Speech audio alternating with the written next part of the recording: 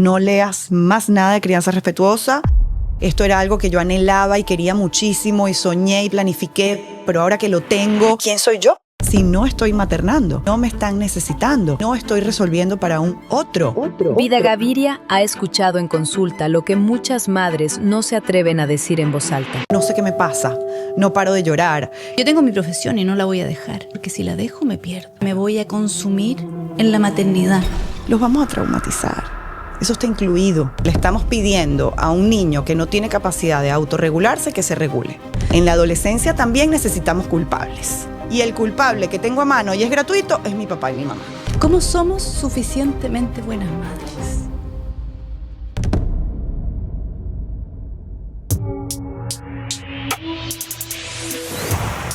El mandato social en torno a la maternidad, ¿qué tanto daño nos está haciendo hoy día?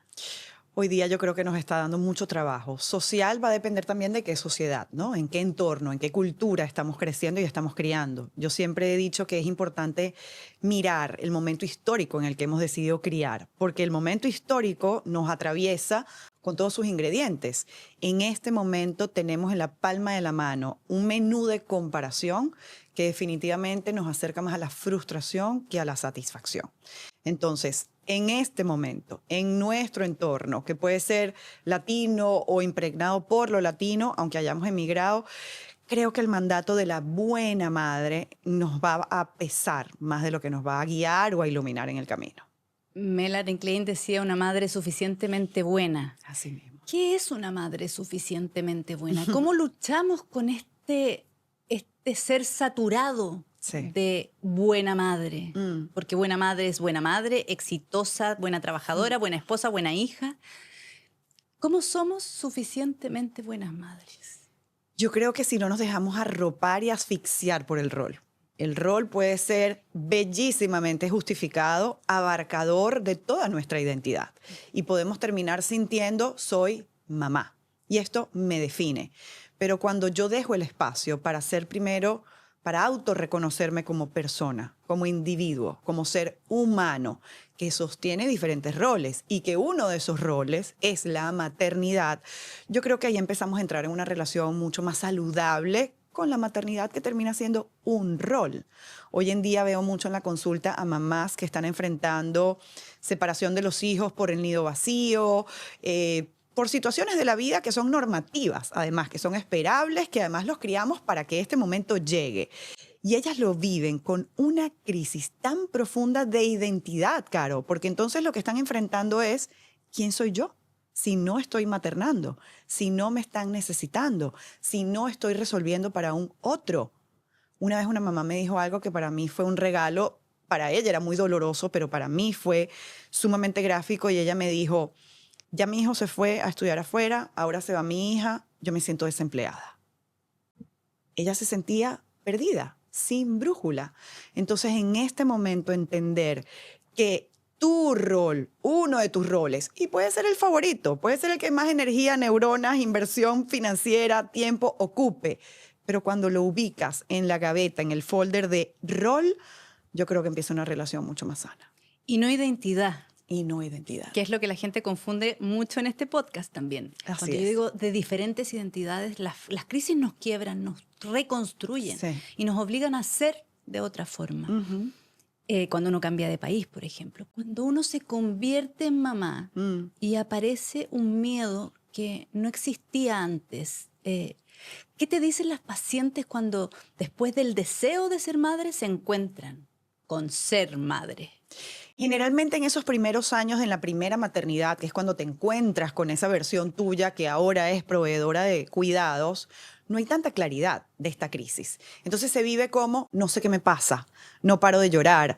Esto era algo que yo anhelaba y quería muchísimo y soñé y planifiqué, pero ahora que lo tengo, me siento vacía. Entonces es difícil ponerle nombre y apellido a esto, porque el solo hecho de hacerlo te hace sentir que estás tocando un poco la traición. Es decir, como si esto era algo que yo tanto quería, yo ahora voy a admitir que yo no soy la madre que está siempre disfrutando su rol. Y que esta criatura que viene a depender de mí para sobrevivir, que no es poca cosa, a veces me hace preguntarme en qué estaba pensando yo cuando decidí dar este paso. Entonces creo que los primeros años pueden ser como muy pantanosos, ¿no? Laura Goodman dice que los primeros años vivimos una especie de locura necesaria y que estamos un poco disociadas para poder atender a la criatura que depende de nosotras y que luego volvemos en nosotras. Pero en ese periodo de locura biológica necesaria surgen estas preguntas y muchas veces da más miedo la respuesta.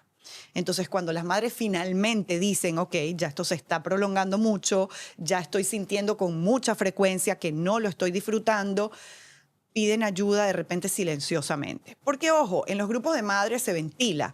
Estoy cansada, no he podido dormir y me dio mastitis y tengo pesadillas y puedo salir embarazada en cualquier momento de otro y no quisiera. Y esto no era lo que yo tenía pensado, pero generalmente no profundizamos mucho. Cuando nos damos cuenta que esto requiere una mirada más profunda, viene la crisis. A veces se diagnostica, a veces le ponemos nombre, a veces sabemos que es o fue una depresión postparto, a veces simplemente lo vivimos como, esto no era. Y qué difícil es decir para las madres, lo quiero tirar o la quiero tirar por el balcón. Sí. Me tiene hasta acá. No, pero no lo digo en serio. Dicen inmediatamente, ¿no? Como si fuera un pecado. Yo digo, está bien poder decirlo, porque en lo profundo la maternidad tiene 1.000.000 de contradicciones. El otro día conversaba con una paciente varias pacientes que tengo que tienen 4, 5 hijos hoy día. ¿Por qué tuviste 5 hijos? Porque nosotros éramos 5, porque en la familia de mi marido eran 5. Entonces había que tener 5. Pero yo tengo mi profesión y no la voy a dejar, porque si la dejo me pierdo. Me pierdo a mí. Siento que me voy a consumir en la maternidad. Y por otro lado uno dice, bueno, pero tú elegiste. Sí, pero otra cosa es con guitarra, ¿no? Claro. No sabía en realidad lo que estaba eligiendo. ¿Cómo se lleva esa contradicción? Pesa mucho. Pesa mucho y no olvidemos que en ese tejido también forma parte y nos atraviesa toda la voz social, la voz familiar, la voz sistémica, la voz del entorno, ¿no? Yo no estoy criando sola. Yo estoy criando entrelazada con otras mujeres, madres que están siendo madres en paralelo a mí, que lo fueron y sienten que tienen una experiencia que a lo mejor quieren traspasarme. Entonces, todo esto definitivamente agudiza la experiencia. Creo que está siendo un momento muy retador para ser adolescente y para ser mamá en este momento que estamos atravesando. Y te escuchaba decir para ser mamá menopáusica o premenopáusica Además, de un adolescente, porque hoy día está coexistiendo esa realidad. ¿Qué diferencias hay en nosotras madres que ya tenemos 40s de un adolescente que, claro, antes las madres tenían 30s en la adolescencia? ¿Cuál es la diferencia que tú distingues ahí? Creo que la diferencia es que lo estamos hablando más. Sabemos de dónde viene, ¿no? Y bueno, es humano, es generacional. Las madres pueden retroceder la película y sacar cuentas y darse cuenta que cuando ellas eran adolescentes, sus mamás también estarían pasando por, bueno, los estragos hormonales. Hoy en día tenemos más información. Entonces, no es que ahora coinciden, sino que ahora lo descubrimos y ahora lo nombramos. Pero realmente siempre han coincidido. O sea, tendríamos que irnos muchas generaciones atrás como para tener a estas abuelitas que de repente tenían hijos la primera vez antes de los 20. Pero bueno, en la generación anterior, en la nuestra y a partir de la nuestra, probablemente la perimenopausia y la menopausia coincidan cada vez más con la adolescencia de los hijos. Entonces, llega un momento en el que sentimos una demanda que es una fuerza centrífuga que te jala muchísimo, como puede ser un adolescente descubriéndose, construyendo su propia identidad, haciendo su ejercicio de me distancio, me mantengo cerca, peleo contigo, pero te amo, quiero estar contigo, pero al mismo tiempo te digo que eres la peor mamá del mundo. Y en el otro lado estamos nosotras con todo lo que estamos viviendo. Entonces, la otra cara de la moneda, de la sobreinformación que estamos viviendo, creo que es que hoy en día entendemos, bueno, lo que me está pasando es A, B y C, tiene nombre, tiene tratamiento, tiene acompañamiento y se lo puedo decir a mis hijos. Yo creo mucho en la comunicación. Es decir, cuando tú le dices a un hijo, chiquito, preadolescente, adolescente, me está pasando esto, empatizamos. Hay quienes piensan eso es perder autoridad. Hay quienes piensan, no, yo humanizarme y mostrarme débil es decirles a ellos, no estoy tanto para ti. Pero yo creo que en la humanización nace un respeto que es mucho más sólido, que es distinto al respeto que viene por la imposición, que para mí no es respeto, para mí es miedo. Pero cuando el otro entiende y tú le dices a un chico de 12, 15, 14, me está pasando esto, ahí tú también estás sembrando esa empatía que esperas que en algún momento, quizás no hoy, porque hoy está con sus propias hormonas tirando puertas, pero de pronto la semana que viene te va a decir, mami, tranquila, yo me encargo de la cena. Mami, te busco agua. O mira, no le hables así a mi mamá porque ahorita está menos tolerante y menos paciente. Entonces yo creo que en ese sentido tenemos a favor que la información nos acompaña y la información es poder y es educación al final del día. Es educación, es poder. ¿Y cómo lidiamos con la cascada hormonal nuestra y cómo les explicamos la cascada hormonal a los adolescentes? Mira, yo recuerdo con mi hija, la mayor de mis hijas, cuando ella empezaba a entrar en la preadolescencia, ella podía llorar 3 veces antes de irse al colegio. Y aquello era intenso porque la colita, porque el desayuno, porque el color del cielo, porque el suéter, porque el frío, el calor, lo que fuera. Y yo recuerdo, intuitivamente, yo sentía que yo tenía que ser como la acomodadora del mundo para ella, ¿no? La entretenedora. O sea, déjame ver cómo yo controlo las variables para que el mundo no la apoye. Hasta que dije, esto no me corresponde a mí. Y le dije, mi amor, yo voy a vivir contigo muchos años, pero quien va a vivir contigo toda tu vida eres tú. Si tú hoy decides que tu día se eche a perder porque la colita derecha está 1 centímetro más alta que la izquierda, porque hice arepas en vez de panquecas, porque hay cielo azul en vez de cielo gris, es tu decisión. A mí me va a incomodar, claro, porque yo estoy contigo, porque yo te acompaño a vestirte, a desayunar, me monto en el carro contigo, pero yo te voy a dejar en el colegio. Y quien va a seguir con esa tormenta eres tú. Y esto, hija mía, viene muy dado por todo el movimiento hormonal que está sucediendo dentro de tu cuerpo que te va a preparar para tu desarrollo. Entonces, esa información, recuerdo que en ese momento, al cabo de unas semanas, ella misma me dice un día, después de haber llorado, reído, llorado, vuelto a reír, etcétera. La esquizofrenia adolescente. Ella misma me dice, mami, no soy yo, son las hormonas. Y yo dije, bingo, ganamos una. Entonces, ya ahí, porque ojo, en la adolescencia también necesitamos culpables. Y el culpable que tengo a mano y es gratuito es mi papá y mi mamá. Entonces, tú eres la buenísima culpable, disponible y gratuita, residente, a la que yo le voy a echar la culpa de la colita, del desayuno, de que mi amiga no me invitó, todo porque tú no me invitaste, todo porque tú no llamaste a la mamá, todo porque tú no me compraste lo que yo pedía. Entonces, ahí empiezas tú también a sembrar algo que para mí es crucial en adolescencia, que es poner la pelota en su cancha. Tú decidiste que hoy fuera el peor día por todo esto que nombramos. Tú decidiste, tú vives la consecuencia. Y ahí empiezas a sembrar la noción de que tú decides, que es tan empoderadora, tan liberadora, tan generadora de autonomía, que creo que es la búsqueda final. Quisiera creer en la mayoría que estamos criando para que esa gente algún día diga, gracias, yo puedo. Y tenga la libertad de elegir. Y tenga la libertad de elegir y sepa que uno está ahí si no pueden o si dicen, ay, quiero, pero con ayuda. No porque tuve que hacerlo solo porque no tuve con quién. Pero autonomía para mí es de los regalos más grandes que les podemos dejar a nuestros hijos. La culpable residente, me encantó. Y gratuita. Y gratuita. La culpable residente y gratuita. Y me parece interesante porque lo que tú haces es también tercerizar a ese responsable y lo pones en la culpa. Afuera. Y lo triangulas y lo pones afuera. Y te quedas chiquita. Sí. Y no creces y no maduras. Entonces esa misma niña te dice, ¿cuándo me van a dejar ir al cine sola con mis amigos? Pero en el momento que pierde su cargador porque no estuvo pendiente, es que yo te lo di a ti, tú me lo botaste. Entonces vamos tejiendo algo dificilísimo que es la congruencia. Pero ahí vamos, ahí vamos. Y quería hacerte una pregunta que me hacen mucho mis pacientes, me hago yo, porque los libros nos enseñaron una cosa y yo lo que veo en la clínica y en la realidad es otra. Y es que los periodos que nosotros entendíamos como adolescencia, preadolescencia y infancia temprana, infancia tardía, cambiaron. Sí, sí. Yo veo a mi hija que tiene 8, yo tengo mellizos, por lo tanto tengo la muestra, exacto. hombre-mujer. Sí. Por lo tanto, veo que tiene 8 y digo, yo esperaba esto a los 11 o a los 12. Sí, sí, sí. ¿Qué pasó?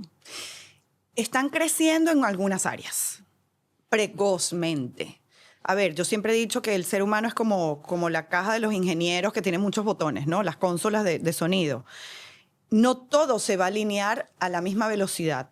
Entonces, en algunas áreas pueden parecer precoces como el contenido que consumen, las respuestas que te dan sobre algunos temas que tú pensabas que íbamos a abordar a los 13, 15, 17, pero al mismo tiempo ese software sigue siendo inmaduro en otras cosas, ¿no? Te pongo otro ejemplo de mi misma hija, que me dio muchos ejemplos. Ella me dice un día, me hace esta pregunta, ¿cuándo yo me voy a poder quedar en el cine sola como mi hermano? El hermano le lleva 4 años. Bueno, mi amor, cuando tú tengas la edad de tu hermano en la que él está yendo al cine. Ese mismo día en la noche, no me apagues la luz porque quiero dormir con una lucecita porque me da miedo. Y tráeme mis peluches. Entonces, de nuevo, cuando entiendo la madurez no ocurre todo al mismo tiempo y los tiempos, de nuevo, vamos al momento histórico, están generando precocidad inevitable en los niños, yo puedo entender aquí hay algunos rasgos de supuesta madurez, pero la realidad es que el conjunto no está madurando. No está madurando. Entonces, puedo tener actitudes, puedo tener conductas desafiantes que uno dice, pero es que pareciera que tú eras 13. Y ojo, también hay personalidad. O sea, va a haber niños y niñas, sobre todo en las niñas lo vemos, que tú dices, bueno, desde los 3 años parece un adolescente. Pero de nuevo los tiempos nos están asomando una precocidad que tengamos cuidado, porque no es general, no están madurando en todos los aspectos. No, porque además el sistema nervioso, para los que nos escuchan o nos ven, se termina de desarrollar a los 24 años. Dicen que la adolescencia termina a los 36 hoy día con los ninis, pero no me quiero meter en ese tema, me quiero quedar en la maternidad y los costos y cómo enfrentamos estas distintas etapas y también los desafíos que tenemos hoy día, tanto como la saturación de lo que debemos ser las madres, como esta precocidad de los niños que no sabemos cómo manejar, que un día son adultos, adolescentes y al otro día quieren jugar con muñecas, que eso es la adolescencia y la preadolescencia. Y un temazo que se nos instala hoy día que son las pantallas, que ya hoy día sabemos todos que hacen mal, que fríen el cerebro, como le digo yo a mis hijos para hacerla corto, que provocan adicción, que cuesta mucho manejarlas. Pero hay un debate que me parece interesante que tiene que ver con prohibir y entonces no tienes pantallas, no tienes videojuegos, no tienes celular a los 10 años. Claro. Porque, ¿para qué vamos a hablar de antes, no? 10, 8 años.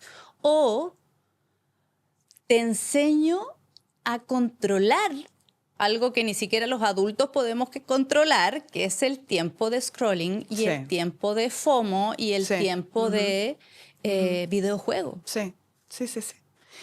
Es tenaz, como dirían los colombianos, ¿no? Porque de nuevo le estamos pidiendo a un niño que no tiene capacidad de autorregularse que se regule ante un estímulo que está diseñado para que no puedas parar. En todos estos documentales que se han publicado sobre redes sociales, hay uno en particular que tiene una parte que a mí me impactó mucho, creo que se llama Social Dilemma, si no me equivoco, donde aparece el creador del scroll infinito. Yo estoy en redes sociales desde que tú ibas a Instagram y llegaba un punto en que ya no subías más. Y te decían, las cuentas que tú sigues ya no han publicado más nada. Ponte a hacer otra cosa. Él crea el scroll infinito y él dice, yo no tenía ni idea que yo estaba creando un monstruo. Porque entonces ahora tenemos disponibilidad infinita de ese contenido dopamínico rápido, angustiante, ansioso.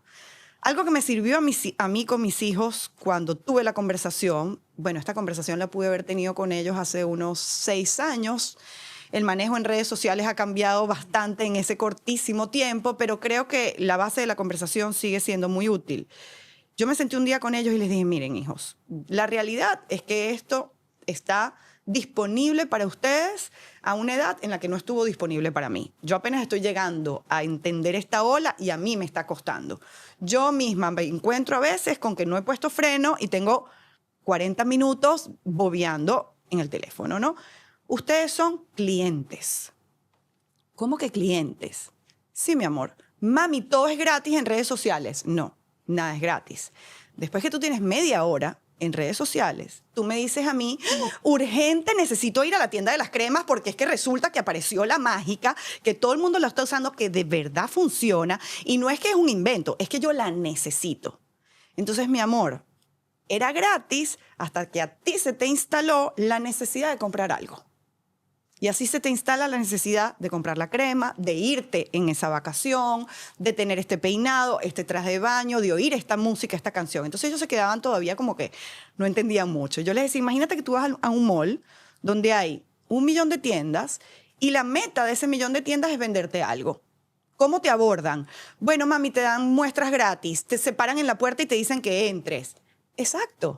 Eso es lo que pasa cuando aparece un pop-up, cuando tú te desvías porque te entró una notificación y entonces, sin darte cuenta, estás siguiendo una ruta que alguien diseñó para que tú termines necesitando comprar algo, un jueguito o algo tangible. Cuando ellos empezaron a verse como consumidores, yo también puse un poco más en ellos la decisión final. Porque aquí tenemos que ser muy realistas. Yo puedo dar todo el sermón, puedo explicar la teoría, los puedo poner a ver estadística, pero al final la decisión la tienen bastante ellos, sobre todo a medida que van creciendo, sobre todo post pandemia, donde yo pensé que el sistema educativo iba a aprovechar para hacer ajustes y la verdad es que empeoramos, donde además está justificada la pantalla, porque en pandemia era las clases son a través de, tienes que tenerlas. Entonces, si bien no es que vamos a soltar, porque hay que supervisar, empezamos a sembrar en ellos el criterio de tú decides en qué tienda entras y a quién le compras.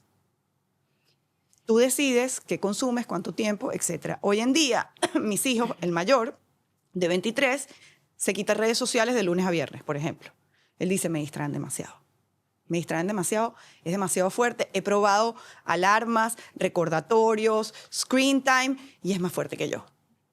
Entonces, creo que es una batalla que sí hay que librar, porque bueno, venimos de ese famoso dicho, que ya es casi proverbio, de que no vamos a librar todas las batallas, pero esta definitivamente hay que echarla. Claro, y ahí te encuentras con la diferencia, porque de nuevo, otra cosa es con guitarra y lo autorreferente, perdón, pero como tengo un hombre y una mujer, me encuentro con una niña a la que le puedo decir, sí, juega 20 minutos videojuegos y después me entrega el tablet de vuelta y se va a jugar. Y otro que después de eso no quiere y hace una pataleta porque quiere seguir jugando y yo lo entiendo. Yo también querría seguir jugando. O claro. Quiere seguir viendo televisión después de esos 20 minutos. ¿Y qué hacemos? ¿Cómo manejamos esas dos realidades que cuando son 4, cuando son 6 hijos, que todavía hay gente que tiene muchos, ¿cómo puedes manejar esas diferentes reacciones ante la misma regla? Cada niño es una persona. A mí me parece súper curioso cuando todavía los adultos decimos, pero mira, de la misma familia, con el mismo papá y mamá, y son tan distintos. Tú tienes el mejor ejemplo. Tienes morochos, gemelos. Cada uno es una persona. Si ustedes que nos están viendo o escuchando tienen hermanos del mismo papá y la misma mamá, criados con el mismo idioma, no necesariamente en la misma ciudad, nada más de pensar lo diferente que yo soy, ante eventos que nos pasaron a las mismas, a mi hermana y a mí, ahí entonces comprobamos y nos acordamos que cada hijo es una persona con intereses y es un cerebro. Entonces, a lo mejor ese cerebro, para no generalizar de que las niñas nos autorregulamos más, aunque la estadística sí concluye que el cerebro madura antes en el caso de las mujeres, son personas. Entonces habrá uno que le cuesta más la autorregulación, que puede ser un poco más impulsivo, que se estimula más con este tipo de material y contenido, y habrá la otra que te dice, ok, porque lo otro, la alternativa, que es el juego tradicional, el juego afuera, al aire libre o el juego de mesa, le brinda tanta estimulación como el juego digital. Entonces ahí simplemente entender que somos bioúnicos. Y en el momento en que tú empiezas a entender la unicidad de cada una de esas personas que están creciendo cerca de ti, empezamos a hacer ajustes más realistas y menos en paquete, ¿no? Como que esto lo aplico yo para todos mis hijos.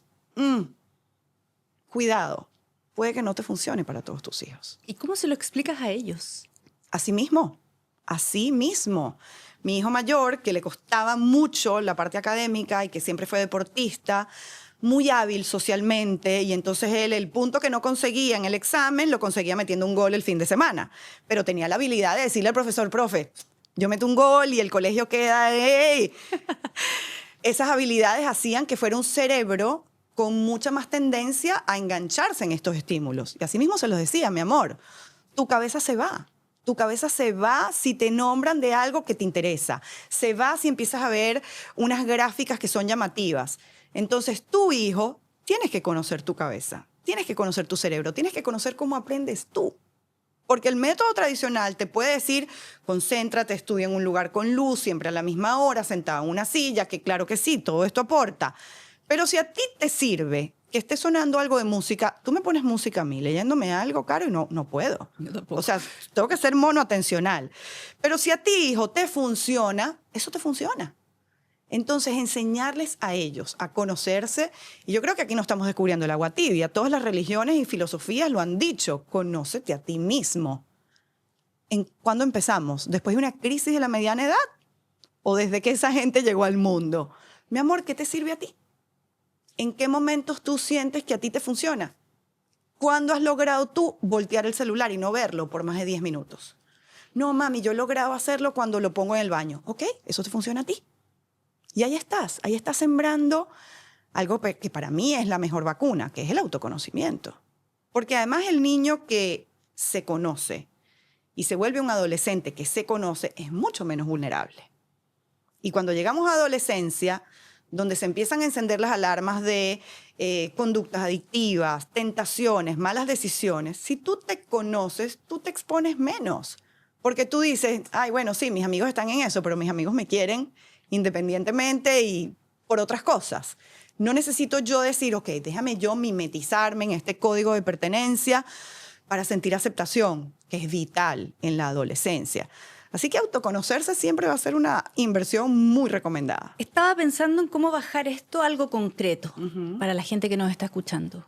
¿Cómo pongo límites? Que es una tremenda palabra que hoy día está súper manoseada y que todos usamos y hay que poner límites. Y yo siempre digo que los límites son primero para uno, más que para el otro. Así yo mismo. me pongo límites y entonces por añadidura son para el otro. Pero Sí.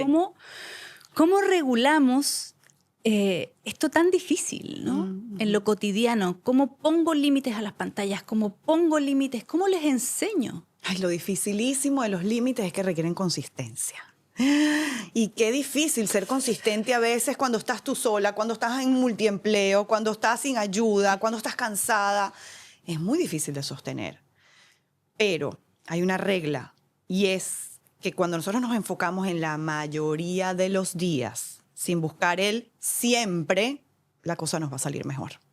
Porque me decía una paciente, el sábado los dejé ver 20 minutos más de Ay, televisión pobre. para poder dormir. Y tengo una culpa. Ay, el abrazo. Y yo le dije, uy, yo hago eso todos los sábados. Claro, claro. Porque sí, no puedes ver tele, hay tiempo de tele, pero quiero dormir también. Entonces, fíjate que ahí se está cumpliendo. La mayoría de los días, de lunes a viernes, el límite se cumple. Si el sábado no se cumple, eso no te va a dañar lo que hiciste en la mayoría de los días. Entonces, si en la mayoría de los días tú logras enunciar y sostener el límite, ya ganaste. ¿Y la meta cuál es? Que el límite se vuelva suyo, que no dependa de ti para que se lo recuerdes. Y fíjate que uno lo va superando. Chiquitos tú le tenías que recordar 20 veces que se cepillaran los dientes. Llega un día que no se lo recordaste más. ¿Sí? Porque muchas veces nos quejamos en la maternidad de ¿hasta cuándo voy a tener que repetir? Acuérdate la cepillada de los dientes. ¿Cuántas veces te lo dijeron a ti? Yo estoy en eso. Va a llegar un día en que no te diste cuenta y vas a decir, yo tengo una semana que no se lo recuerdo. ¡Ah! ¿Será que ya? ¿Será que ya lo hizo suyo? Ya, listo, lo hizo suyo. Claro, pero está este componente que los profesionales y que yo creo que todo el mundo hoy día entiende que es adictivo. Entonces, ¿cómo le enseño yo a un niño a lidiar? Porque hablábamos de la adolescencia, uno Sí. tenía que lidiar con las drogas, ¿no? Marihuana, alcohol. Pero hoy día estamos lidiando con una droga dura, que son los videojuegos y que son las pantallas. Entonces, ¿cómo le enseño yo a un niño de 8, 7, 10 años a lidiar con eso? Porque, perdón, pero yo pensaba, yo hoy día tengo 46 años, casi 47, uno tenía los mismos juegos, 2 o 3 juegos que eran unidimensionales como Sí. que saltaban, y uno se aburría después de un rato. Yo veía televisión y la televisión pública daba 1 hora de dibujos animados y eso era todo lo que había en el día, y después uno se iba porque era fome, venían las noticias, era aburrido. Claro. Pero hoy día los niños pueden estar sin límites viendo televisión, sin límites. No hay una regulación del Estado, no hay una regulación externa. Hay todo lo contrario, como dices tú, está el scrolling infinito, el juego infinito, la pantalla infinita. Y entonces ahí la responsabilidad cae absolutamente sobre uno en la crianza. Y es muy abrumador porque, como yo te decía, no sabes dónde le prohíbo, pero si le prohíbo no aprende a autorregularse. Pero si no le prohíbo, pero también lo estoy exponiendo a una edad que no tiene cómo entender algo que es adictivo. ¿Cómo conciliamos eso? Y fíjate que el mundo está volviendo a retomar el límite. Ya en países europeos se están generando leyes, o sea, ya ni siquiera es decisión de los padres. Leyes donde definitivamente el acceso a redes sociales está prohibido y penado. Y me encanta porque si no tenemos el problema de yo pongo el límite en mi casa y lo sostengo, pero mi hija me dice, pero mi compañera puedo mandarle un WhatsApp, Claro. porque ella sí tiene. Y tiene 8 años igual que yo. Es que a los 16... Es que no es así, porque todas mis compañeras tienen. Entonces quedan fuera de la conversación. Sí, totalmente. Entonces aquí es donde toca establecer límites en la familia que a nuestros hijos no les van a gustar. Pero de nuevo, si yo entiendo que el límite es una protección, no es sobreprotección ni desprotección, es protección, yo voy a hacer las paces conmigo y lo voy a llevar con más facilidad. Yo establezco en mi casa horarios de screen time, por ejemplo, y acceso a los dispositivos con horario. Sí, hija, hijo, tú vas a tener amigos, amigas que tienen horario ilimitado. Esas son las reglas de esa casa. Te van a decir, qué lástima entonces que yo te tengo a ti de mamá y a ti de papá, porque yo quiero estar en aquella casa. Sí, mi amor, pero esta fue la que te tocó. Con lo bueno y lo malo, esta fue la que te tocó. Y esto toca algo que también es clave en la maternidad, y es entender que aquí no estamos buscando perfección. Con ser suficientemente buenas, cuerdas, este concepto de Winnicott que tú nombrabas, ya lo estamos haciendo muy bien.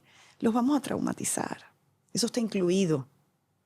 De nuestra mano, de nuestras acciones, de nuestros gestos, vendrá material que ellos atenderán el día de mañana en terapia. O no en terapia, sino con parejas, con amigas, con quien sea. Eso está incluido por la magnitud de nuestra presencia en sus vidas. Porque nosotros somos, al final del día, quienes acompañamos en primeras experiencias, quienes modulamos experiencias. Entonces algo nos van a reclamar. Como nosotros seguramente tenemos nuestra lista de reclamos para nuestros padres, aunque hoy digamos, mi mamá fue la mejor, mi papá fue el mejor, pero me hubiera gustado.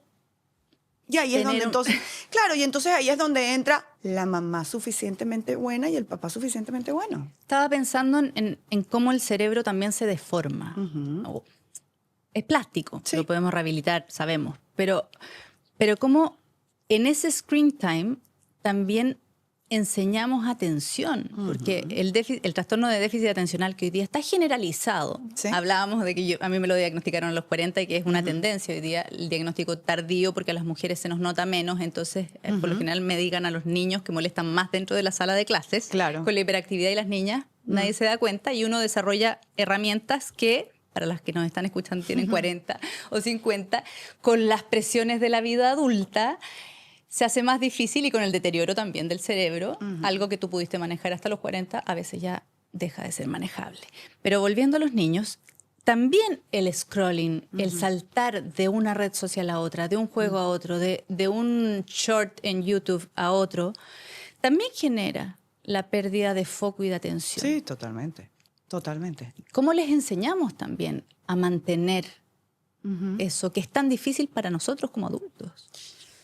De nuevo, esto apela a la congruencia, que es dificilísima de sostener. Porque entonces yo le estoy pidiendo al niño que tenga una relación saludable con el dispositivo y yo mismo no estoy pudiendo. Entonces se tendrá que volver una empresa familiar. Hagamos actividades que nos ayuden a todos a mantener el foco. Y que me vea a mí estar Claro. absolutamente conectada. Entonces, Claro. bueno, pero ¿y cómo tú? Tú estás todo el tiempo en la televisión, Sí. tú estás todo el tiempo... Hay una diferencia, ojo. El cerebro adulto ya ha logrado desarrollar habilidades pre-internet, porque nosotros somos la última generación que tuvo vida análoga antes de vida solamente digital, que le permiten autorregularse. Entonces el adulto tiene allí cierta ventaja porque como esto llegó más tarde a nuestras vidas, sí hemos conocido la autorregulación. Sí conocimos las comiquitas por 1 hora en la televisión y que la televisión en algún momento se apagara y se acabara el contenido. Sí conocimos el no infinito, el tener que esperar para. La enciclopedia, la biblioteca. La enciclopedia física en la biblioteca, visitar la biblioteca. Entonces, esto nos da cierta ventaja a la hora de modelar, ¿sí? Sin embargo, a nosotros también nos está costando muchísimo. Y así mismo se lo podemos decir a nuestros hijos. Mi amor, fíjate cómo a mí me cuesta muchísimo. Que soy una adulta que vivió el tiempo de apagar la televisión porque ya lo que venía era aburrido y no tener otro canal para escoger. A mí me cuesta. ¿Cómo no te va a costar a ti, que tienes un cerebro todavía en formación, mucho más vulnerable, y que todo esto que tú estás viendo está diseñado para que un cerebro de tu edad se quede pegado? Entonces, de nuevo, yo creo que confirmarles por qué estamos pasando nosotros. ¿Cómo nos ha hecho daño este concepto de tan bonito, es la paradoja, ¿no? De crianza respetuosa. Yo siempre digo que las que estamos leyendo libros de crianza respetuosa, sabemos del concepto, investigamos, somos la gente que está haciendo una crianza respetuosa claro. Y que finalmente las teorías están hechas para el que no la está haciendo y ese no lee libros de crianza respetuosa. Y la gente se sorprende porque cuando uno tiene el acceso a múltiples vidas, como tenemos los terapeutas, uno sabe de las cosas que hace la gente, que nadie más se entera, de los golpes, de las atrocidades. Y esa persona no va a terapia, van sus hijos con las consecuencias. Pero las madres que están saturadas, volviendo a esta madre saturada, apelando al concepto de Gergen del yo saturado, ¿no? Esta madre saturada que quiere ser respetuosa y que ¿le hace daño finalmente? ¿Al niño o a ella? A ella. Este mandato de la buena madre y de la crianza respetuosa. Sí, yo creo que en esta era de sobreinformación terminamos muy infoxicadas, ¿no? Sí, intoxicadas por exceso de información. Yo he tenido pacientes a los que le he dicho, suelta todo, no leas más nada de crianza respetuosa, retírate de los cursos en los que te metiste, deja de seguir todas las cuentas, incluida la mía, porque lo que tienes en este momento es una ensalada tal que tú has perdido tu propio criterio y ya no sabes ni siquiera de qué hilo tirar para tomar una decisión. Te cuento una anécdota que me parece grafiquísima. Una abuela me dice que su hija tiene una niñita de 4 años, su única primera nieta, que ella está fascinada con la nieta, pero se ha encontrado con que su hija se ha convertido en una mamá que va por la crianza respetuosa y ella aquello le parece que no tiene ni pies ni cabeza, porque entonces la nieta se tira en el piso, hace berrinches porque hay que dejar que exprese sus emociones, no tiene horario para comer, si no quiere comer lo que se le preparó, entonces se le pregunta porque hay que escuchar sus necesidades y satisfacerla, no tiene horario para dormir porque entonces hay que dejar que ella modele sus hábitos y esta abuela me dice, yo no estoy entendiendo nada, pero a mí esto me está pareciendo una bomba de tiempo. A eso hemos llegado. Al punto en el que bajo el paraguas de crianza respetuosa estamos irrespetando la necesidad de ese ser. Y aquí hay como una microclase de biología que yo creo que todos necesitaríamos antes de volvernos padres, porque además es el trabajo más delicado que emprendemos sin ningún tipo de licencia, ¿no? Nos lanzamos a criar sin haber pasado ni siquiera un examen ¿y usted tiene algún mínimo de suficiencia para aquello? En fin. Cuando yo entiendo que el ser humano es una criatura altricial, es una raza que necesita terminar de desarrollarse fuera del vientre materno, porque si no, tendríamos que estar embarazadas 2 años y no hay cuerpo ni espalda que lo resista. Altricial es con el otro. Altricial además que no nacemos listos. Llegamos listos a la vida, listos físicamente, con un esqueleto que nos sostiene, pero por eso se habla tanto del 4º trimestre, del embarazo extrauterino, porque además ese ser necesita las relaciones para entender el funcionamiento del mundo. Esa criatura nace absolutamente dependiente. Si nosotros vemos en la naturaleza un becerrito, un gatico, un perrito, esa criatura nace, se comunica, se desplaza y se alimenta. La cría humana necesita unos 2-3 años para comunicarse, desplazarse y conseguir el alimento. En esa dependencia, el adulto cuidador, tu figura de apego, si nos queremos meter en esas profundidades, necesita decirte por dónde sí y por dónde no se juega el juego de la vida. Si yo no te lo explico y te dejo que tú construyas tus límites, que tú aprendas que el enchufe de verdad da corriente, que tú te duermas cuando te tienes que dormir, yo estoy elevando las probabilidades de un cerebro en extrema exposición a la ansiedad, a la angustia, a la zozobra, que se va a traducir en un niño indomable. Cuando no hay límites, y lo hemos hablado antes, estamos desprotegiendo. Límites es amor. Límites son amor. A mí me encanta hacer esta pregunta a los terapeutas familiares, en privado y en público también. Si yo te esfuerzo a tener que elegir, entendiendo que ninguna es buena, Sí. entre 0 límites y todos los límites rígidos del mundo, que ambas son malas, ¿cuál eliges? Todos los límites. Todos me responden lo mismo. Sí, todos los límites. Es bien tremendo. Tú dices, sí, Sí, es sí, preferible el límite militar a esto que se ha mal entendido sobre la crianza respetuosa, que es esta libre disposición y Sí. que vaya con el flujo y que si quiere come y si quiere se acuesta. Que eso tampoco es crianza respetuosa. No. Ojo. Eso es... Irrespeto. sí, Negligencia. Esa- Y que además es una forma de violencia. Y no me voy muy lejos, pero una vez tuve una mamá en uno de los cursos que ella decía que cuando ella había sido adolescente, ella había necesitado a una persona que le pusiera más límites. Porque ella había crecido con tal libertad que ella con 13, 14 años se iba de su casa, nadie se daba cuenta, estaba expuesta a consumo, a abuso. abuso y lo ejecutaba. 2, 3 días después ella aparecía en su casa para bañarse y cambiarse de ropa y la mamá le decía, ay, tú estás aquí. Bueno, vamos a aprovechar que está servido el almuerzo para que comamos. ¿Para dónde es que tú vas? A estudiar. Ah, ok, dale. Y ella dice, yo soy una sobreviviente. Yo estoy viva porque algo tengo que hacer yo en esta vida. Pero en la adolescencia yo tenía todos los tickets para no estar aquí hoy en día. Y el nivel de desesperación al sentirte no visto por tus padres también, en ese sentido es violento y negligente. ¿Qué del todo el conocimiento que como terapeuta estudiaste, qué conocimiento te diste cuenta al ponerlo en práctica con tus hijos que no servía para nada? Ay, qué buena está esa, que no servía para nada. Y que uno se lo da como consejo a los pacientes, ¿no? O se lo daba antes de darse cuenta Sí. que es bonito en los libros. Bueno, hay un concepto que se ha escuchado y seguimos escuchando mucho de que no puedes amar a los demás antes de amarte a ti, y yo creo que eso sucede en paralelo. Yo creo que cuando le decimos a nuestros hijos, ámate tú, defiéndete tú, valórate tú, se construye en función del otro. Porque yo soy si hay un otro, y ahí podemos entrar en un camino muy filosófico, pero la verdad es que yo soy hija de porque hay una mamá.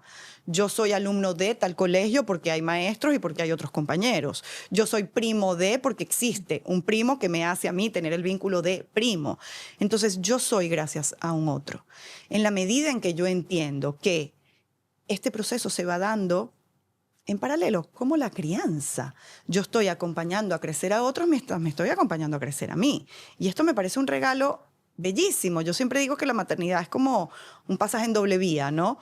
Uno para los hijos que van hacia la vida y uno para ti que vas hacia adentro. Que vas a mirar adentro. ¿Qué pasó contigo cuando tenías esas edades? ¿De dónde vienes tú? ¿Cómo te has construido en la mamá que eres hoy? ¿Y cómo te sigues construyendo, porque esto es en gerundio, para la mamá que vas a ser? Entonces ese concepto que está como muy manido, que quizás no viene de la academia, no sé si no recuerdo si lo aprendí en clase como tal. La autoayuda tóxica. Que hoy día las Sí. redes sociales tienen esa cosa de ámate a ti mismo. Y yo veo pacientes que van a todas las clases de meditación y a todos los retiros espirituales, y me quiero yo solita, pero somos seres relacionales. En el corazón del uno habita el otro, dice por ahí Heidegger, creo. Y es tan bonito, somos con otros en el mundo. Sí. Y nos importa y nos afecta. Es un problema cuando te afectan todos los otros, pero Sí. cuando son los que te importan, es relevante para existir. No somos sin el otro. Y si la pandemia no nos enseñó eso, yo ya no sé qué nos va a enseñar. Pero en tu experiencia, ¿qué es lo más difícil que te encontraste siendo mamá que tú pensabas que era cosa de educar a los pacientes? Sostener la consistencia me ha parecido dificilísima. Atroz. Recuerdo una vez una mamá que me dio la respuesta que yo misma no me estaba dando. Ella me dice, yo no soy una tipa estructurada. ¿Cómo que mis hijos necesitan rutina para estar bien? ¿Cómo que esta gentecita necesita predictibilidad y horario? Yo ando por la vida sin horario. Y yo dije, cónchale, es verdad, es verdad. El ideal es que haya un horario, que los niños se levanten todos los días más o menos a la misma hora, con la misma rutina, que coman más o menos en el mismo lugar, la misma comida, que se busquen en el colegio por las mismas personas, en el mismo horario. Pero si tú vives una vida desestructurada que seguramente te está cobrando sus peajes y sus facturas, pedirte o victimizarte, culparte porque no lo estás haciendo con tus hijos, te va a lanzar en el foso de la frustración. Entonces creo que mantener la consistencia ha sido retador, definitivamente. Y yo recuerdo, hablando con una profesora que adoro, que una vez yo le invito a la casa, esta es una profesora de escritura y literatura, y ella me visita en la casa un viernes en la noche, supongamos. Eran las 8 o 9 de la noche. Y mis hijos pasaron a la sala, la saludaron, tendrían, no sé, 8, 5 y 3, supongamos. Y se quedaron como danzando ahí en la sala. Y ella en una de esas me dice, vida, ¿y estos niños no tienen horario? Y yo, sí, es viernes, ahorita se van a dormir. Lo que pasa es que... Y me dijo, no, necesitan horario. Y tú necesitas saber que tú cuentas con un espacio en el que tú vas a poder atenderme y vas a poder estar en tu yo adulto acostando a estos niños. Desde ese día dije, horario, horario. Horario por la salud de ellos, la mía y la de la familia. Mamá sana, hijo sano. Sin duda. Pareja sana existe. Así mismo. También, y nos olvidamos y tenemos tanto tema, pero se nos pasó volando el tiempo y me quedé con 200 preguntas que conversar contigo. Volveré entonces, Caro, volveré. Te voy a traer de nuevo de todas maneras. Pero te quiero hacer el test de identidad infinita. Ok. La peor etiqueta que te han puesto. Ay, me dolía mucho, chiquita, que me decían que era agresiva. Me dolía muchísimo. Porque además venía de mi mamá. Ella me decía, hablas muy duro, hablas muy fuerte, muy ácida, es muy agresiva. Y un día, no sé por qué, me iluminé y le dije, mami, ¿cómo sí esperas que sea? O sea, dame la solución. Porque me estoy quedando con el agresiva y no estoy teniendo claridad en lo que sí. Y ahí se ve que ella, que además es inteligentísima, dijo, claro, me está faltando la segunda parte de la oración. Y empezó a darme feedback y a decirme, habla con más suavidad. Estás siendo agresiva. El eres es fatal. ¿Eh? Sí, sí, sí, sí.